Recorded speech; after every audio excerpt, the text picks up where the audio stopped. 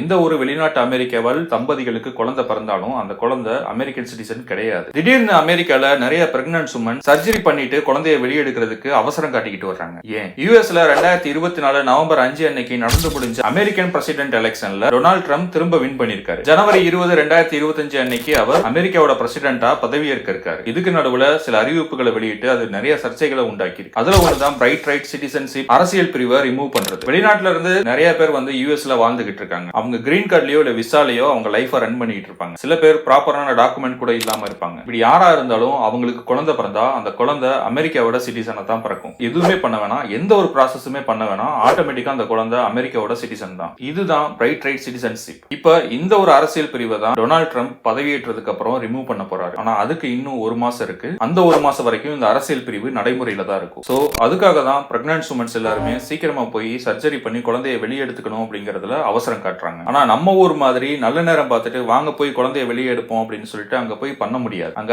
1008 conditions இருக்கும். அது தவிர ஒரு நார்மலான சர்ஜரி பண்றதுக்கு $10,000 இருந்து $20,000 வரைக்கும் செலவாகும். அது நம்ம ஊர் கால்குலேஷன் படி குறைஞ்சது 10 லட்சமாவது இருக்கும். காஸ்ட் வைஸும் அதிகம், ஹெல்த் ரிஸ்க் இருக்கு. இருந்தாலும் ஒரு மாசத்துக்கு அப்புறம் எப்படி சூழ்நிலை இருக்கும் அப்படிங்கிறது தெரியாதது அப்படிங்கிறதுனால இந்த மாதிரி ஒரு ஆப்ஷனை நோக்கி போய்கிட்டு இருக்காங்க. இதுல நம்மளோட இந்தியன்ஸும் பாதிப்புக்குள்ளாகிறாங்க. பிரைட் லைட் சிட்டிசன்ஷிப் அரசியல் பிரிவு ரிமூவ் ஆனதுக்கு அப்புறம் எந்த ஒரு வெளிநாட்டு அமெரிக்காவால் தம்பதிகளுக்கு குழந்தை பிறந்தாலும் அந்த குழந்தை அமெரிக்கன் சிட்டிசன் கிடையாது. ப்ராப்பரா இமிகிரேஷன் ப்ராசஸ் எல்லாம் பண்ணதுக்கு அப்புறம் தான் அந்த குழந்தை அமெரிக்கால இருக்க முடியும். அதனால அந்த ப்ராசஸ் எல்லாம் முடிக்கிறதுக்கு கொஞ்ச நாள் கிரேஸ் பீரியடும் கொடுப்பாங்க. பொதுவா அமெரிக்காவோட சிட்டிசனா மாறுறதுக்கு நம்ம கிரீன் கார்டுல குறைஞ்சது 3 வருஷத்துல இருந்து 5 வருஷம் வரைக்கும் அமெரிக்கால லைஃப் ரன் பண்ணணும். அப்பதான் நம்ம அமெரிக்காவோட சிட்டிசன்ஷிப்புக்கு அப்ளை பண்ண முடியும். இதுதான் பேசிக்கான எலிஜிபிலிட்டி. உள்ளபடியே இந்த ஒரு விஷயம் சிக்கலான விஷயம் தான். இதுல உங்களுக்கு என்ன கருத்து இருக்கு அப்படிங்கறத கமெண்ட்ல சொல்லுங்க. இந்த வீடியோவை உங்களோட ஃப்ரெண்ட்ஸ் அண்ட் ஃபேமிலி கூட ஷேர் பண்ணுங்க. மறக்காம நம்ம சேனலுக்கு சப்ஸ்கிரைப் பண்ணிருங்க.